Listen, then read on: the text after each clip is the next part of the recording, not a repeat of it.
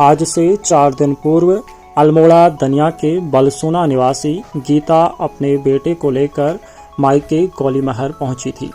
मायके पहुंची बड़ी बहन, माता पिता और अन्य परिजनों के साथ हंसी खुशी से समय बीत रहा था। मंगलवार को गीता अपने बेटे को लेकर बड़ी बहन के साथ लमगड़ा बाजार खरीदारी करने के लिए पहुंची। पूरे दिन दोनों ने जमकर खरीदारी की। मासूम बेटे को उसके मन मुताबिक खिलौने दिलाए गए। देर शाम तीनों खरीदारी के बाद घर वापस लौट रहे थे। उन्हें ये मालूम नहीं था कि रास्ते में दोनों बहनों का साथ हमेशा के लिए छूट जाएगा। तीनों गौलीमहर गांव पहुंचने वाले थे और सिर्फ 500 मीटर आगे उन्हें पिकअप से उतरना था। इसी बीच गीता और उसके बेटे की मौत हो गई। छोटी बहन ने बड़ी बहन की आंखों के सामने ही दम तोड़ दिया और उसके तड़पते बेटे को अस्पताल पहुंचाया गया, लेकिन उसकी जान भी नहीं बच पाई। घटना के बाद बड़ी बहन कविता के साथ ही मां हीरा देवी बदहवास हैं।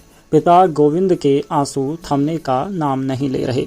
4 दिन पूर्व बलसोना निवासी आन सिंह ने हंसी खुशी अपनी पत्नी गीता और मासूम बेटे को अपने ससुराल के लिए रवाना किया। बेटा पिता से जल्द घर लौटने का वादा कर नानी के घर रवाना हुआ।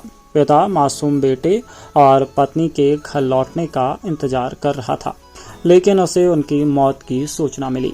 पत्नी और बेटे की मौत से आनंद सिंह पूरे टूट चुके हैं। उन्हें यकीन नहीं हो रहा कि पत्नी और मासूम बेटा उन्हें हमेशा के लिए छोड़कर चले गए हैं। पत्नी और बेटे की मौत की सूचना पर आनंद सिंह लमगड़ा पहुंचे। दोनों के शवों को लमगड़ा CSC पहुंचाया गया। पत्नी और मासूम बेटे का शव देखते ही उनकी तबीयत बिगड़ गई और वो बेहोश हो गए।